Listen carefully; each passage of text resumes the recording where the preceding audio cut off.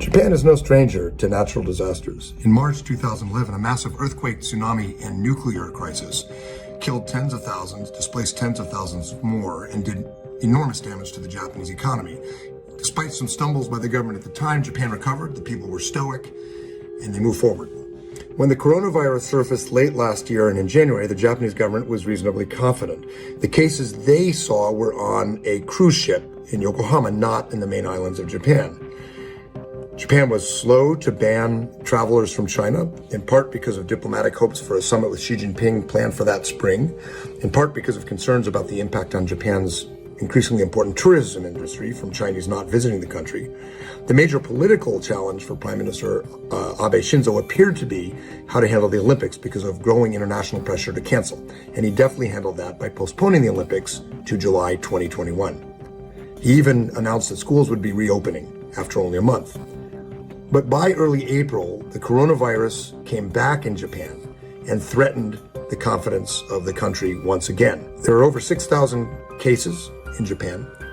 Japan has an aging population and has far fewer ICU beds in its hospitals than, say, Italy. The Japanese government announced on March 7th emergency measures and extended those to Tokyo, Yokohama, Osaka, and other localities are asking for those emergency measures to be extended to them as well. In part, this was necessary because the Japanese were not engaging in social distancing. Surveys showed that only 5% of Japanese were actually teleworking in February and March, and only about a third were engaging in social distancing. And often those were measures like not going to other floors of your office building while you worked. Now, Prime Minister Abe has expanded closures, has extended the closing of schools. Japan has announced a massive, almost $1 trillion US stimulus package, and Japan is moving quickly to compensate for lost time and inadequate efforts. How did this happen to a country that had experienced the crisis in 2011, that had developed a much stronger crisis management and centralized decision-making system in the Prime Minister's office under Abe?